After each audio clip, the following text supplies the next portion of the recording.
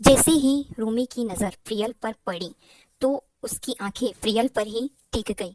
एक प्यारी सी मासूम सी लड़की जो दुपट्टा निकालने की कोशिश कर रही है। रोमी उसे ऊपर से नीचे तक देख रहा है। रोमी अपनी नजरें बिल्कुल प्रियल से नहीं हटा रहा है और प्रियल को देखते हुए उसने कहा वाह। तब रोमी के पास जो लड़की बैठी थी उसका नाम तानिया था। तानिया ने कहा क्या। तभी रोमी होश में आया। अरे कुछ नहीं, बस अचानक तानिया की नज़र प्रियल पर पड़ी तो वो रोमी को कहते हुए देखो रोमी, हमारी क्लास में एक न्यू एंट्री हुई है। क्या बात है यार, हमारे स्कूल में बहन जी को भी एंट्री मिलने लगी है। इतने में प्रियल का दुपट्टा निकल चुका था और वो क्लास के अंदर आ गई थी।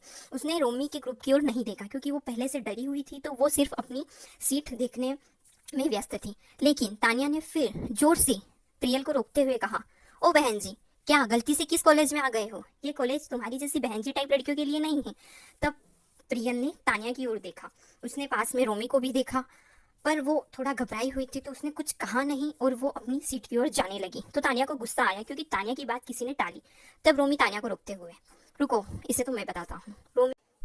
रोमी धीरे धीरे प्रियल के पास गया और पीछे से, ओ मिस पटियाला सुनो तो। प्रियल ने उसकी बात को इग्नोर करते हुए अपनी सीट ढूंढने लगी। तब रोमी चिल्लाते हुए, ओ मिस पटियाला, सुनाई नहीं देता? कुछ कह रहा हूँ। आज तक कोई रोमी की बात को बगैर सुने यहाँ से आगे नहीं बढ़ा। तब प्रियल अपनी जगह रुक गई। प्रियल थोड़ा घबरा गई, उसकी नजरें झुकी हुई थी। तो रोमी प्रियल के पास गया। उसने प्रियल को ऊपर से नीचे तक देखा और प्रियल के चारों ओर घूमने लगा।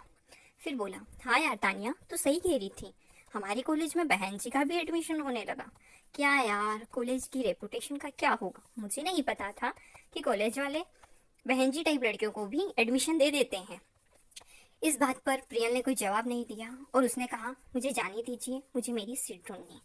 तब रोमी, अरे ढूंढ लेना, क्लास कहाँ जा रही है, सीट कहाँ जा रही है, तुम कहाँ जा रही हो, हम कहाँ जा रहे, सब यही है।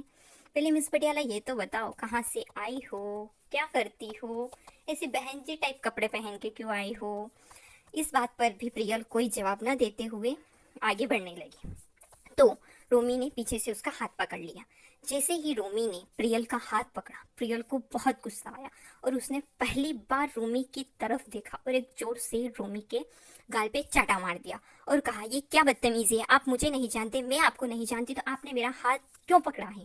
पहली बार रोमी के सामने कोई लड़की चिल्लाई और पहली बार रोमी को किसी ने चाटा मारा। पूरी क्लास चुप रह गई और पूरी क्लास की नज़र रोमी और प्रियल पर थी। रोमी को बहुत ज़्यादा गुस्सा आया।